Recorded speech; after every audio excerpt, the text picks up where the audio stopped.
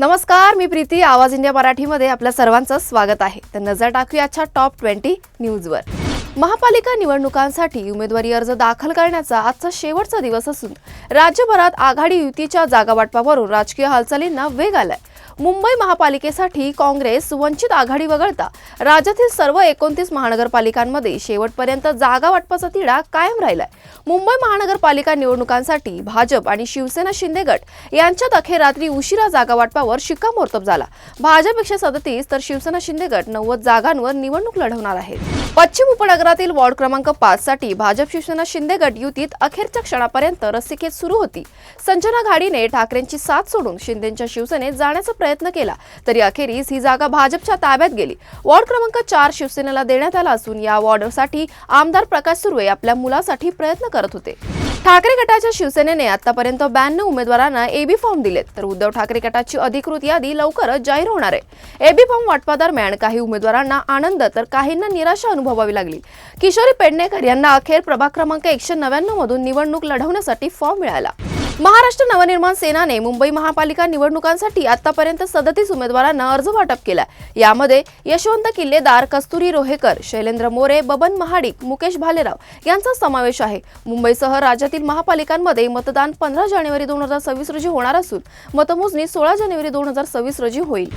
शिवसेना विभाग क्रमांक 2 चे विभाग प्रमुख लालसिंग राजपुरोहित यांनी शिवसेनेतून राजीनामा दिलाय. शिवसेना विभाग प्रमुख लालसिंग राजपुरोहित यांनी काँग्रेसमध्ये पक्षप्रवेश केला असून लालसिंग राजपुरोहित यांनी त्यांची पत्नी भाग्यलक्ष्मी यांना वॉर्ड क्रमांक 31 मधून काँग्रेसने उमेदवारी दिली आहे. लालसिंग राजपुरोहित हे शिवसेनेचे विभाग प्रमुख होते, पण मुंबई महानगरपालिका निवडणुकांपूर्वी ते काँग्रेसमध्ये सामील झालेत. त्यामुळे या प्रभागात आता समीकरण बदलण्याची शक्यता आहे.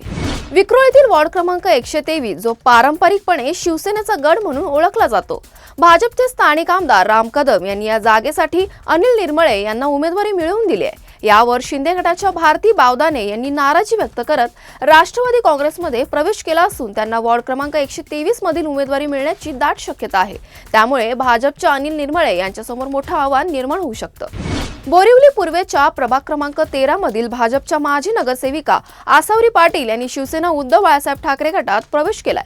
पक्षप्रमुख उद्धव ठाकरे त्यांनी त्यांचे स्वागत केलंय. कार्यक्रमात खासदार अनिल देसाई, माजी महापौर किशोरी पेडणेकर, विभाग प्रमुख उदेश पाटेकर आणि अन्य पदाधिकारी उपस्थित होते. मुंबईनंतर पुण्यातही महापालिकेसाठी भाजप शिवसेना युती होण्याची शक्यता दिसून येते. भाजप 165 जागांपैकी 140 जागा लढवेल, तर शिवसेनेला 16 जागा मिळतील. उर्वरित 9 जागा आरपीआयकडे जातील. मुंबईत या युतीसाठी रात्री उशिरापर्यंत चर्चा करण्यात आली. याच दरम्यान मंत्री उदय सामंत पुण्यात येऊन आणखी चर्चा करणार असल्याची शक्यता आहे. पुण्यातील गुप्त बैठका आणि गाठीभेटीनंतर राष्ट्रवादी काँग्रेसच्या दोन्ही गटांनी पुणे महापालिकेसाठी एकत्र निवडणूक लढवण्याचा निर्णय घेतलाय. आधी जागा वाटपामुळे युती फिसकटल्याचं समोर आलं होतं, परंतु आता 40 जागांवर शरद पवारांची तुतारी लढणार आहे. पक्षाचे अंकुश काकडे, विशाल तांबे आणि इतर पदाधिकारी जागा वाटपासंदर्भात निर्णय घेण्याची प्रक्रिया पूर्ण करणार आहेत. डोंबिवलीत निवडणूक उमेदवारी अर्ज भरण्याच्या पार्श्वभूमीवर वाहतुकीत मोठा बदल करण्यात आलाय. फडके रोड, एच प्रभाग पश्चिम, जी आणि एफ प्रभाग पूर्व कार्यालयांजवळील रस्ते आज सकाळी 9 ते दुपारी 4 पर्यंत बंद राहतील. ठाकूर्ली, फडके रोड, गणेश मंदिर मार्गावर काही प्रवेश पूर्णपणे बंद असतील, तर पीपी चेंबर, सुनील नगर आणि उमेश नगर परिसरातील पर्यायी रस्ते सुरू राहतील. काही ठिकाणी हा बदल 31 डिसेंबर रात्री 10 वाजेपर्यंत लागू राहणार आहे, अशी माहिती वाहतूक पोलिसांनी दिली आहे. छत्रपती संभाजीनगरचे माजी महापौर आणि शिवसेनेचे माजी नेते विकास जैन सध्या पक्षातील घडामोडींवर नाराज आहेत.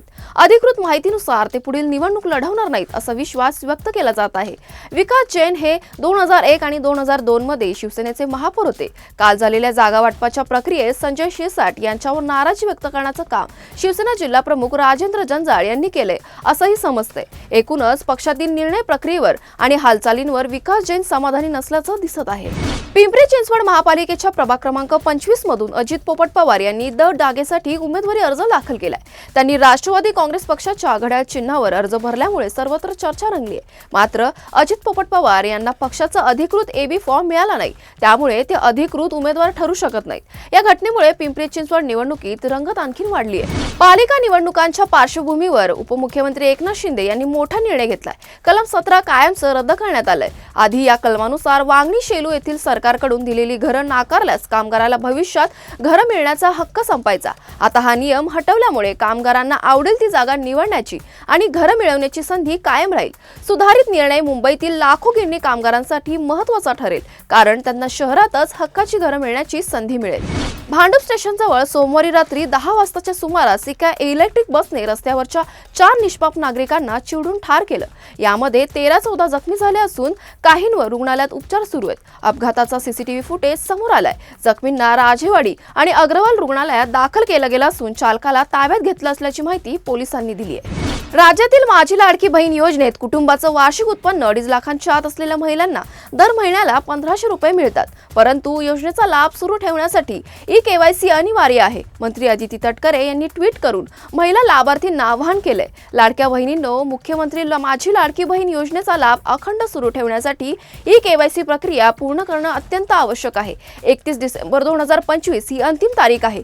आजच ई-केवायसी पूर्ण करा, असं अदिती तटकरे यांनी म्हटलं आहे। सकाळी कडाक्याची थंडी आणि दुपारी उष्णतेची नोंद घेतली जात आहे। राज्यातील काही भागांमध्ये अजूनही पाऊस पडतोय, तर थंडीमुळे तापमान सातत्याने खाली जाते। भारतीय हवामान विभागाच्या अंदाजानुसार पुढील काही दिवस राज्यात कडाक्याची थंडी राहण्याची शक्यता आहे। भंडारा, नाशिक, नागपूर आणि यवतमाळमध्ये 10°C तापमान नोंदवलं गेलं आहे। बांगलादेशाच्या पहिल्या महिला पंतप्रधान आणि बीएनपी प्रमुख खालिदा जिया यांचं निधन झालं असून त्यांच्या निधनाने देशात शोककळा पसरली आहे। माजी पंतप्रधान खालिदा जिया राजकारण, संघर्ष आणि सत्तेचे प्रतीक म्हणून ओळखल्या जात होत्या। त्याचबरोबर त्यांची फॅशन आणि स्टाईल स्टेटमेंट देखील लक्षवेधी होती। त्यांच्या कपड्यामधून त्यांचं व्यक्तिमत्व, राजकीय भूमिकेची ताकद आणि मानसिक दृढता प्रतिबिंबित व्हायची, ज्यामुळे त्यांचा फॅशनचा अंदाज ग्लॅमरपुरता मर्यादित न होता अधिक अर्थपूर्ण ठरायचा।